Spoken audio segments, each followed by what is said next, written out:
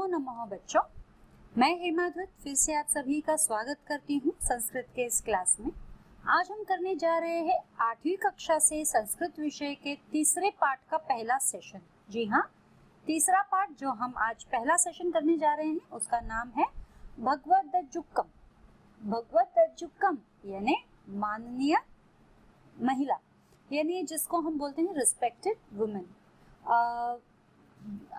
ये जो है एक हास्य कहानी है। ये जो भगवद्दज्जुकम है जो ये हास्य कहानी है, और भगवद्दज्जुकम का मतलब है माननीय देवी। देवी यानी महिला, हम औरत को हम नॉर्मली देवी कहते हैं। तो ये एक हास्य कहानी है। इसमें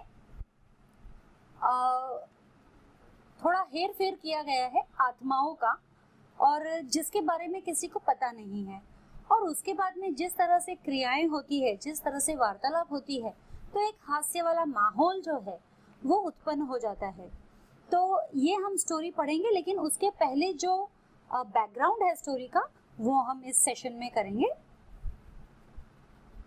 तो भगवद्दज्जुकम संस्कृत का एक प्रसिद्ध प्रसहन है। संस्कृत विषय का एक प्रसिद्ध प्रसहन है। प्रसहन यानी एक हास्य जो कहानी है वो है। इसके रचयिता बोधायन कहे गए हैं। रचयिता यानी जिसने इसे लिखा है, उनका नाम है बोधायन, मतलब उन्हें बोधायन कहा गया है। इसमें वसंत सेना नामक गणिका, गणिका यानी जो वैश्या होती है वह, क्या नाम है उसका? वसंत सेना। वसंत सेना नामक गणिका अपनी सेविका परभृतिका, मतलब जो गणिका है उसकी एक सेविका है। गणिका का नाम है वसंत सेना और सेविका का नाम है परभृतिका। ये उसके साथ उद्यान में विहार के लिए आती है। विहार यानी घूमने फिरने के लिए आती है। उसका प्रेमी रामीलक उससे मिलने वहां आता है। कौन आता है? गणिका का प्रेमी रामीलक उससे मिलने वहां आता है। इसी बीच यम के द्वारा भेजा गया दूत, जिसे वसंत सेना नाम की किसी अन्य स्त्री के प्राण लेना है, सर्प बनकर गलती से इस वसंत सेना को डस लेता है और उसका जीव लेकर यमलोक चला जाता है। तो क्या है इसमें, जब ये वसंत सेना जो गणिका है जिसका नाम है वसंत सेना, जब यह उद्यान में जाती है विहार करने के लिए, तो वह तो अपने प्रेमी से मिलने जाती है रामीलक से, लेकिन यम द्वारा भेजे गए जो यमदूत है उन्हें उसी वक्त नीचे धरती पर भेजा गया था किसी वसंत सेना नामक स्त्री के प्राण हरने। तो उसे लगा कि यह वही वसंत सेना है गणिका, तो उसने इस वसंत सेना का प्राण हरा। कैसे हरा? सर्प बनकर उसे डस लिया। ठीक है, तो वसंत सेना तो मर गई वहीं पर, और वह उसका जीव जो यमदूत जो है वसंत सेना का जीव लेकर यमलोक चला गया। ठीक है, अब आगे देखते हैं। इसी उद्यान में एक परिव्राजक यानी सन्यासी अपने शिष्य के साथ आए हुए हैं। तो इसी उद्यान में एक सन्यासी अपने शिष्य के साथ, शिष्य यानी फॉलोअर्स, उसके साथ आए हुए हैं। वसंत सेना को मृत देखकर शिष्य शांडिल्य दुखी हो जाता है। वसंत सेना जो है वह तो मृत पड़ी है, क्योंकि वह एक गणिका है, बहुत ही सुंदर स्त्री थी, तो उसे मृत देखकर शिष्य शांडिल्य जो है वह दुखी होता है। तब परिव्राजक योग से, तो परिव्राजक जब अपने शिष्य को देखता है कि वह दुखी हो गया है, तो वह योग से अपना जीव गणिका की काया में प्रवेश करा देता है। क्योंकि गणिका इतने सुंदर थी और उसकी मृत्यु हो गई है, तो उसे देखकर शांडिल्य को अच्छा नहीं लग रहा है। तो परिव्राजक क्या कर रहा है? अपने योग से यानी जो शक्ति होती है, संत लोगों के पास में शक्तियां होती है, तो उस योग से उसने अपना जीव गणिका की काया में प्रवेश करा दिया। हाँ, उसने अपनी आत्मा जो है उस मृत शरीर, जो गणिका का मृत शरीर था, उसके शरीर में अपनी आत्मा को डाल दिया। तो अब गणिका के शरीर में किसकी आत्मा है? सन्यासी की, है ना। गणिका जीवित हो जाती है और गणिका जीवित हो जाती है। भले उसका शरीर जो है गणिका का है, लेकिन जीव उसमें किसका है? सन्यासी का। उधर गलत जीव लाने पर यमराज यम पुरुष को डांट डपट कर वापस भेज देते हैं। गलत जीव, क्योंकि यह तो वह नहीं थी ना, यह तो दूसरी थी, तो उसे जबरदस्ती वो ले गया। हाँ, वसंत सेना तो दूसरी वसंत सेना को ले जाना था यमराज को, यमदूत को, लेकिन वह इस वसंत सेना को ले गया।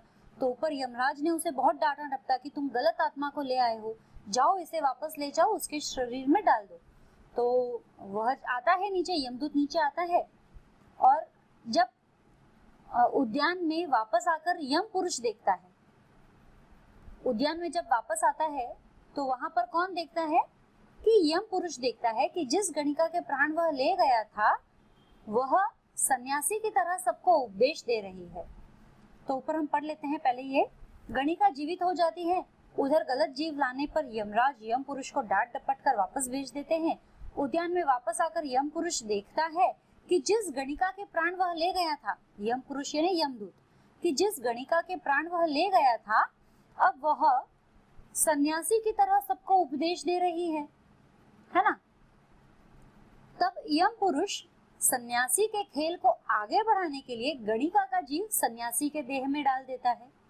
तो अब क्या कर रहा है यम पुरुष, क्या करेगा? यम पुरुष को तो वो सन्यासी गणिका के मृत शरीर में आत्मा डालनी थी, लेकिन अब गणिका में तो सन्यासी की आत्मा आ गई, और सन्यासी की आत्मा जब गणिका के इसमें प्रवेश कर गई तो सन्यासी का शरीर मृत हो गया।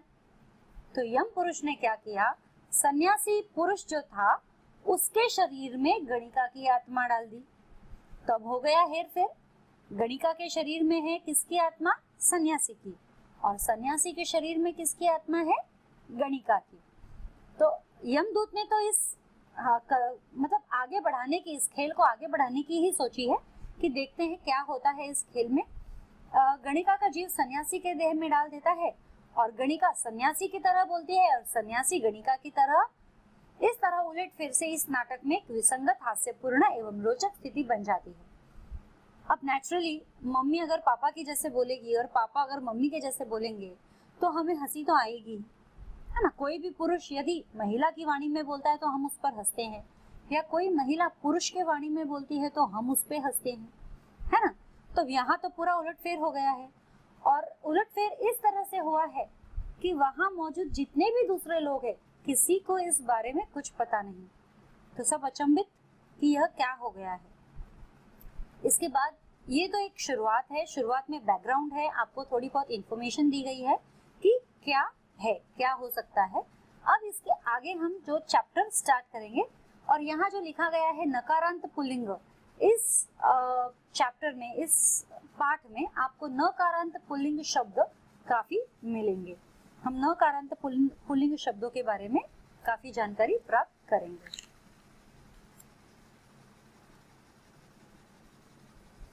तो अब हमारा शुरू होता है, जैसे मैं पढ़ूंगी उसके बाद पढ़कर उसी को हिंदी में ट्रांसलेट करूंगी, ठीक है।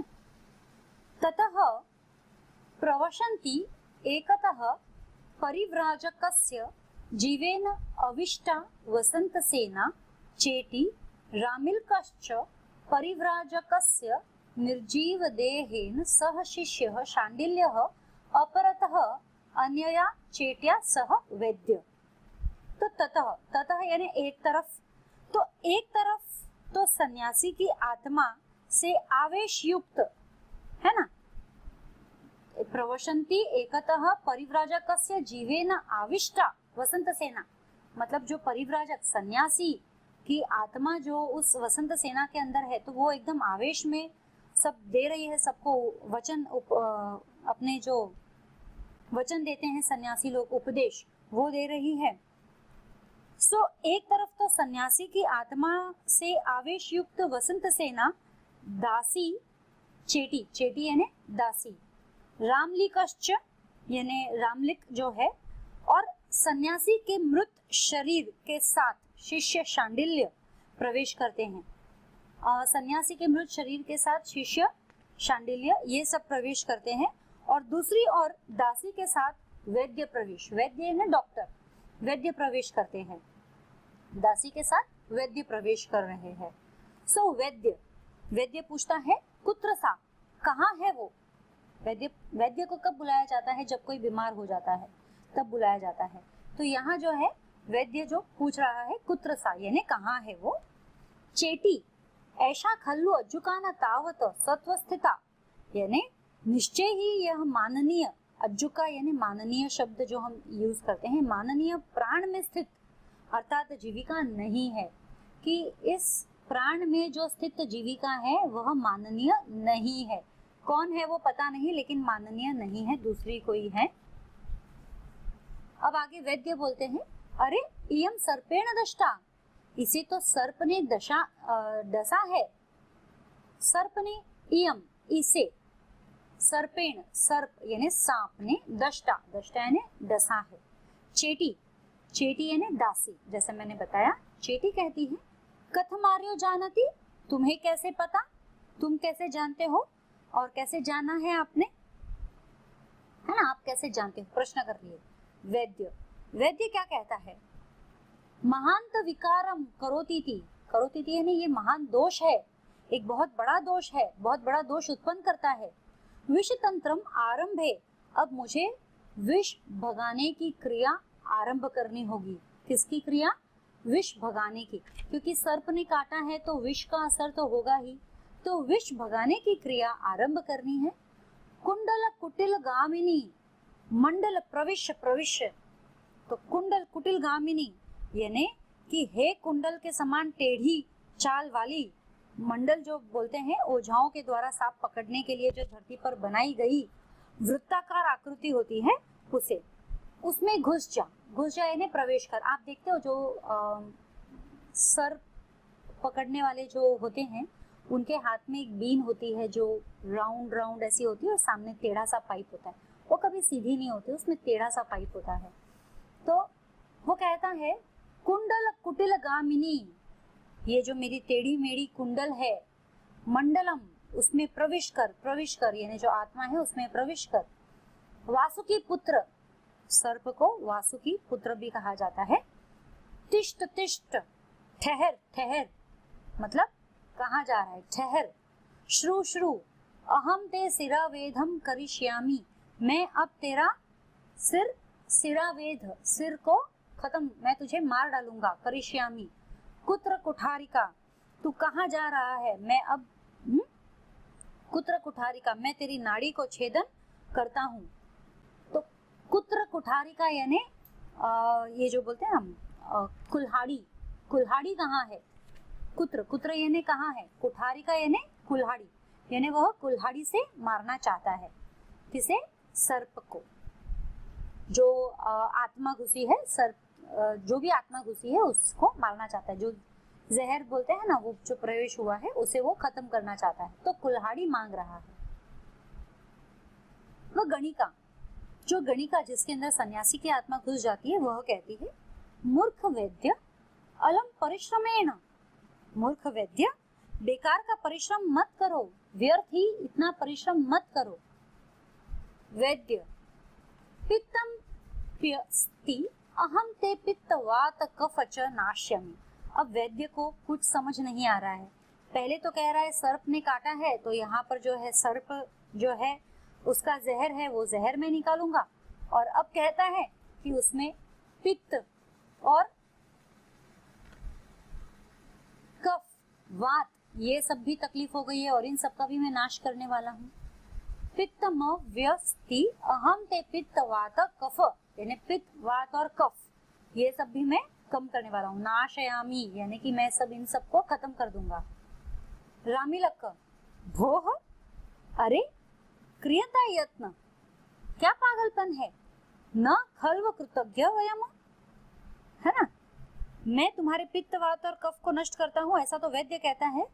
और रामलिक जो कहता है, अरे प्रयत्न करो, हम कृतधन नहीं है, हम कृतधन नहीं है यानी कि हम गरीब नहीं है, हम तुम्हें जो चाहिए वो देंगे और आपका बहुत ही उपकार मानेंगे, हम आपके कृतधन रहेंगे, हमेशा उपकार मानेंगे।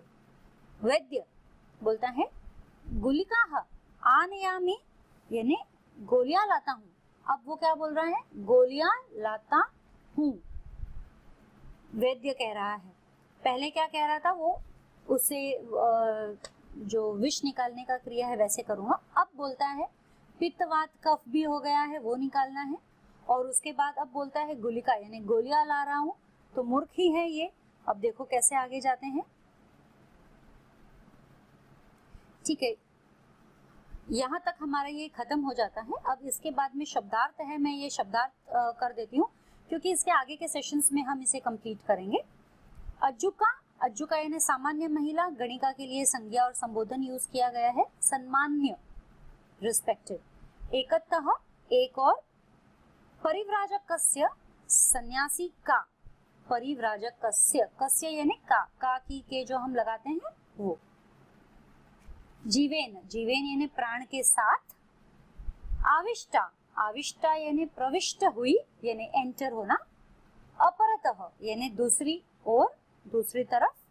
चेटी, चेटी यानी दासी, नौकरानी। और सप्त स्थिता यानी प्राण में स्थित। So what did we learn today? बच्चों आज हमने क्या सीखा?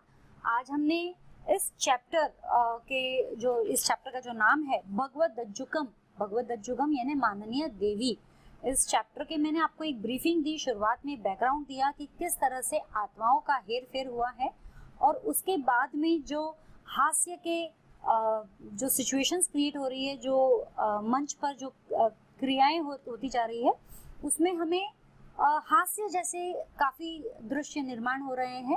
और ऐसी स्थिति में कौन क्या कहता है, कौन क्या करता है, जैसे इसमें वैद्य के बारे में बताया जा रहा है, वैद्य क्या कर रहा है और क्या उसे पता चल रहा है, क्या नहीं पता चल रहा है। तो आगे जो है इसके बाद में हम आगे के सेशन में डेफिनेटली इसके आगे और अच्छी तरीके से पढ़ेंगे। तब तक के लिए मैं आपसे विदा चाहूंगी। धन्यवाद।